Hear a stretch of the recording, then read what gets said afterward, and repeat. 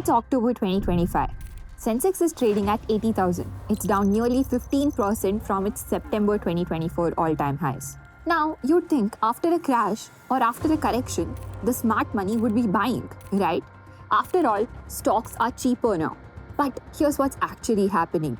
Promoters have sold close to 1.5 lakh crore rupees worth of shares in 2024. And they're still selling. This has been the highest amount of selling by promoters in the last 5 years. Even during this so-called recovery, promoters are selling. And here's why it's alarming. In 2007, just before the global crash, promoters sold record amounts. In 2017, right before the 2018 bloodbath, promoters were selling. In 2024, right before the markets corrected 15%, promoter selling hit a 5-year high. History often doesn't repeat itself, but it rhymes. And right now, it's humming a very familiar tune. If you're wondering why promoters are selling and who is actually propping up the market, please stay tuned because that's exactly what we're going to break down in this episode of FinCharts TV.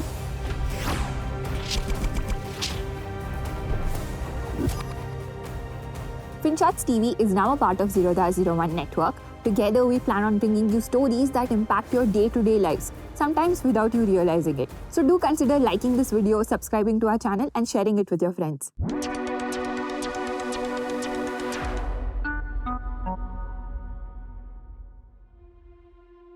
Alright, let's take it from the top. Firstly, let's try to understand who are promoters. Promoters are basically the people who built the company or are in control of it. Think of Mukesh Ambani in the case of Reliance, or the Infosys founder like Narayan Murthy, or the Bajaj family in the case of Bajaj Auto. They may not run the day-to-day operations anymore, but they hold the largest stakes and call the shots when it comes to ownership. So when promoters sell their shares, it isn't just some random investor exiting. It's actually insiders selling their own company's share. These people actually know the company best, and they are deciding to cash out. They see sale pipelines, order books, and demand forecasts long before investors do. And when they sell in bulk, it's not just profit booking. That's why markets pay such close attention when promoters sell. So let's actually try to understand how much are they selling currently. Promoters have unloaded close to 1.5 lakh crore rupees worth of shares, and that's the highest it has been in the last half decade. In the first half of FY25, promoters sold close to 87,000 crores, just riding the market boom. And in the Q1 of FY26, which is April to June 2025, promoters have sold around 54,000 crores of shares. Their total holding has slid from 45.1% in March 2022 to around 40% now. And it's not just abstract numbers. Let's look at who's actually been selling.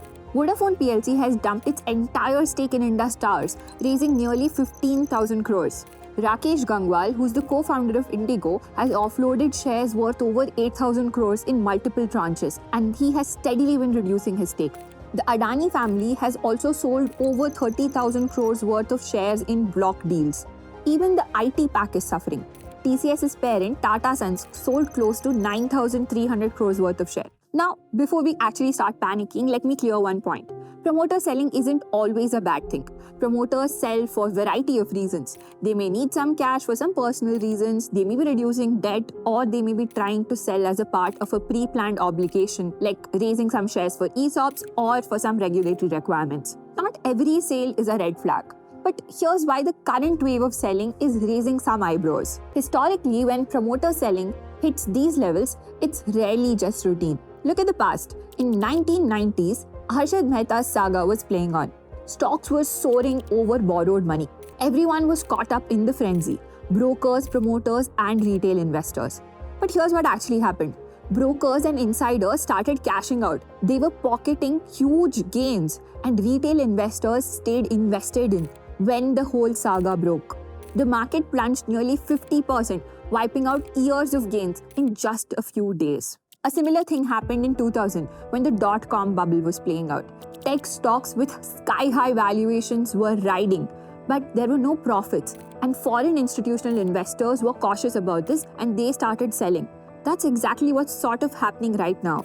And again, retail investors were caught up in the height and they were trapped as stocks halved in their value. Indian IT stocks, which are once the darling of the market, collapsed too. The same thing happened in 2008 during the global financial crisis. Indian markets had hit record highs by January and promoters started selling. FIIs were also selling. But as October came, Sensex crashed nearly 60% and the only people who were invested were retail. Similar thing happened in 2018 when the small cap and mid cap crash happened. Almost a year before that, in 2017, you saw rapid selling from promoters and FIIs. But again, retail investors were the only one left nursing heavy losses. So what's going to happen this time around? We don't really know. Because even now, promoters are selling across sectors, not just in a few companies. And FIIs are also exiting in large numbers, saying that the valuations in India are too high and companies' earnings are not promising enough. Pick up any sector, telecom, aviation, industrials, IT, insiders have been selling in huge chunks. And this can't just be profit booking. It seems like coordinated cross-sector wave of exits that mirrors past pre-crash patterns. So if everyone is selling, who's actually buying? How is it that the market is still propped up? Well, when FIIs and promoters sell, someone has to buy. And in this case, that someone is you, the Indian middle class. SIP inflows are still going on. Small cap IPOs are still getting oversubscribed almost 200 times. In some cases, more than that. Stocks with no earnings are doubling in weeks because people are thinking it might be the next big story. That's exactly what happened in 2007. Demat accounts spiked just before the crash. In 2017, the same story. Lakhs of first-time investors entered at the top of the markets.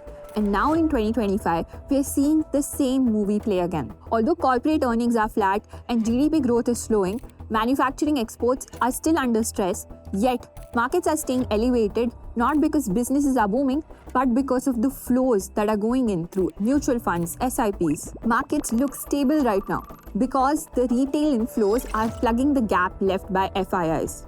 But this is fragile. If SIP investors panic and pause contributions, liquidity will dry up overnight. So, what does this all mean for you?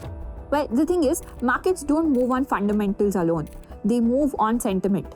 Right now, promoters and FIIs are signaling caution by selling their stake. And yet, retail investors are holding the markets. Now, we don't know what's going to happen next. But this tale actually says that we should be cautious because markets will always have waves and cycles. Understanding these signals is how you survive in them and actually build any wealth. So what's your take on this? Let us know in the comments and subscribe to FinShots TV for more.